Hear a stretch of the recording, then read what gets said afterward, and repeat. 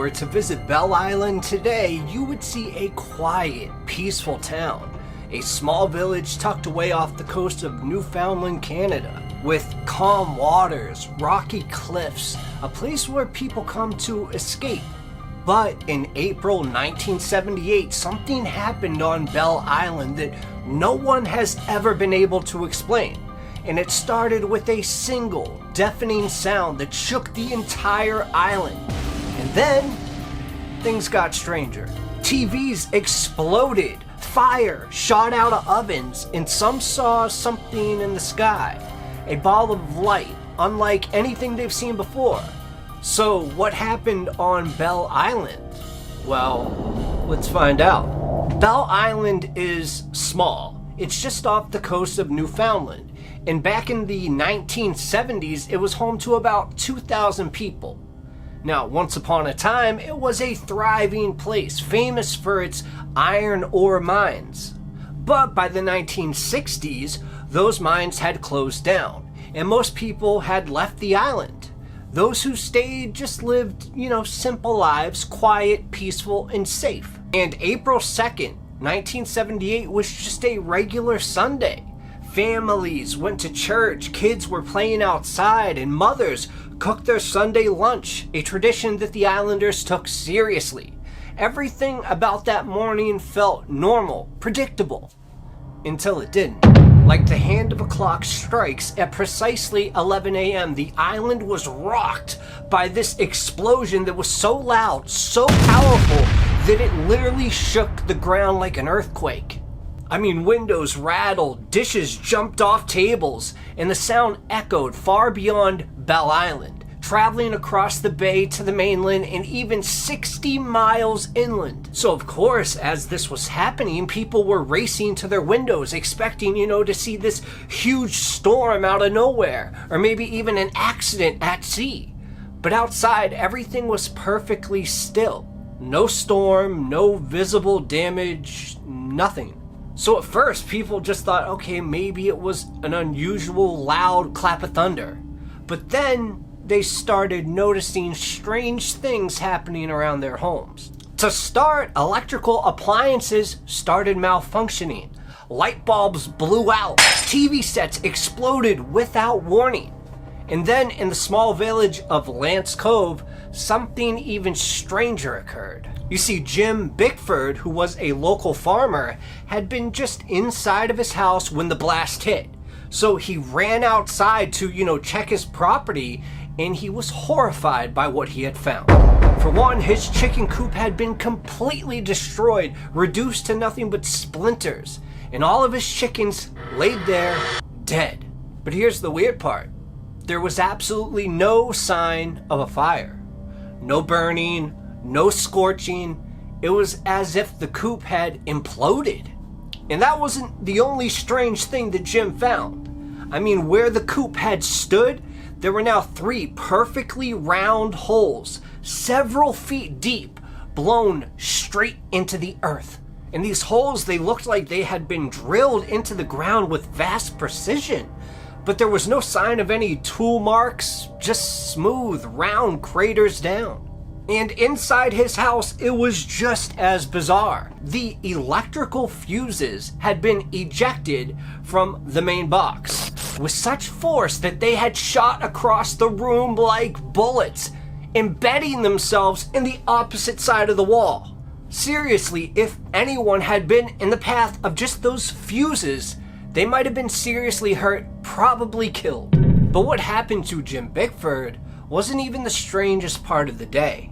To start, his son, who was 12 years old, named Darren, had been, just riding his bike down the street when the boom hit. He was only a few hundred yards away from his house when he heard that loud bang that was louder than anything he had ever heard in his life. He said it was like a shotgun blast, but bigger, deeper, and as if the very air had been ripped apart. So he stopped at this point, terrified, and he looked around. And that's when he saw something that would haunt him for the rest of his life. And there it was. Just hovering above the ground, just a few feet in front of him, was this ball of light. It was about the size of a basketball and was glowing with these swirling colors. It was mostly blue in the center, but with streaks of orange and yellow swirling around its edges. To him, it was so beautiful, but also terrifying at the exact same time. For a moment, Darren was frozen, staring at this ball of light, trying to figure out what it possibly could be. And then, just as suddenly as it appeared, it vanished, gone. No sound, no explosion, just gone.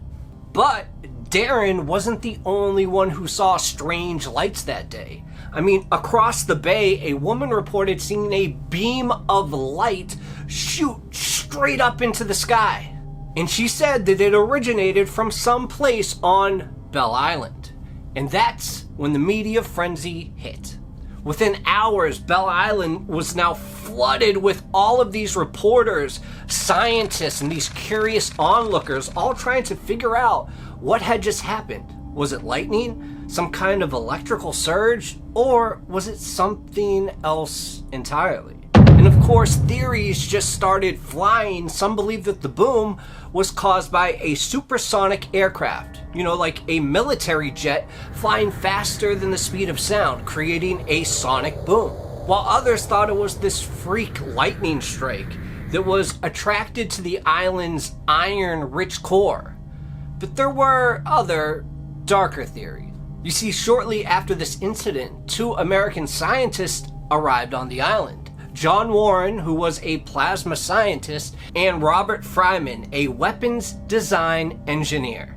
I wonder why he would be there. I mean, these weren't your run-of-the-mill investigators. They were attached to the Los Alamos Scientific Laboratory.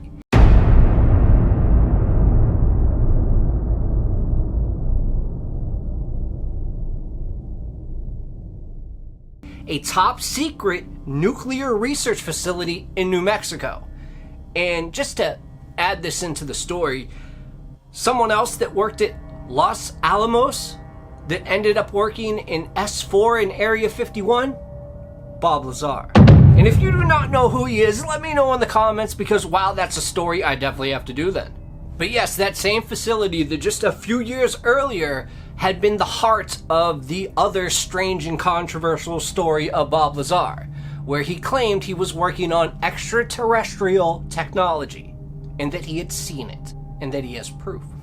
So why were scientists from Los Alamos interested in a small, isolated island in Newfoundland, Canada? And why did they arrive without going through official channels? They just showed up. To this day, no one knows for sure what Warren and Fryman were investigating there. They spoke to the media, but remained, vague about their findings, of course. They hinted, though, that the boom could have been caused by something called super lightning, a rare form of lightning that carries a positive charge instead of the usual negative charge. But I guess when it strikes, it can kind of cause electrical systems to go haywire, just like what happened on Bell Island. But that explanation doesn't account for the glowing orb that Darren saw, or the beam of light that shot into the sky. And it certainly doesn't explain why 2 nuclear scientists were involved in this investigation. And here's where it even gets weirder. A few months before the Bell Island incident, similar booms had been reported all the way in South Carolina. Booms that were heard all the way up the coast to New Jersey. So the US government, of course, looked into it and claimed that the booms were just caused by nothing other than military jets, flying at supersonic speeds. Okay. But many people did not buy that explanation. They thought the military was testing something. A new weapon, perhaps. Something that they didn't want the public to know about quite yet, or ever. And then, in 2010, the Discovery Channel aired a documentary on the Bell Island boom. And they brought in experts who theorized that the boom was actually caused by a rare atmospheric phenomenon. Don't we always hear that? But I guess they say it was a form of lightning that is so powerful that it can blow out electrical systems and create explosions. But even they Even they admitted that the glowing orb Darren saw didn't fit with their explanation. Here's the thing.